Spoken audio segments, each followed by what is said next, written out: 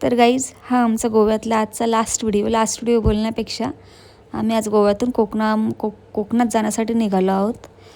आणि कोकणात तर आम्ही पहिले गेलो आणि पहिले मालवणमध्ये गेलेलो. तिथले बीच बघितले, ताराकली बीच बघितला तिथला.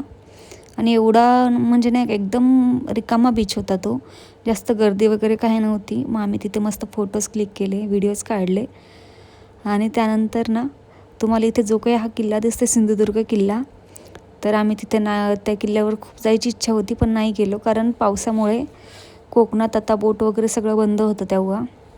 मग आम्ही तिथे नाही जाऊ शकलो. आणि सध्या कोकणात खूप जास्त आणि जोराचा पाऊस पडतो आहे, खूप खूप खूप जास्त पाऊस आहे कोकणात. आणि मग आम्ही तिथून ताराकली बीच बघून आम्ही निघालेलो रत्नागिरीमध्ये थिबा पॅलेस बघायला. मग तिथे तो पण पॅलेस बघितला, काही तिथे छान छान असे फोटोज काढले, व्हिडिओज काढले. आणि त्यानंतर आम्हाला काही मसाले वगैरे घ्यायचे होते, तेच घेण्यासाठी आम्ही गेलो होतो.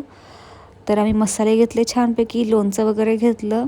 आणि तिथलं मला घेतलेलं मिरचीचं लोणचं खूप जास्त, आम्हाला सगळ्यांनाच खूप जास्त आवडलेलं. आणि मग त्यानंतर आम्ही तिकडनं निघालेलो आमच्या नेक्स्ट स्टॉपसाठी.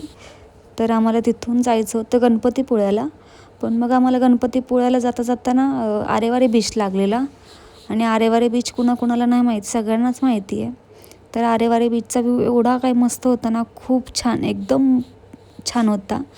आणि आम्हाला सगळ्यात जास्त आवडलेला आरेवारे बीचचा व्ह्यू, कारण आणि हा जो रस्ता आहे ना तो तर सगळ्यांनाच माहिती आहे. तर ह्या रोडनं जायला खूप छान वाटतं. मग तिथले मी काही व्हिडिओज घेतले. आणि परत आम्हाला जाता पाऊस लागला तिथे. आणि मग कणीस खायची खूप जास्त इच्छा झालेली. मग कणीस वगैरे घेतलं, मस्त कणीस खाल्ला. आणि आम्ही तिथून पुढे निघालो गणपतीपुळ्याला जाण्यासाठी. सो गाईज नेक्स्ट ब्लॉगसाठी आत्ताच सबस्क्राईब करून ठेवा. Bye, take care.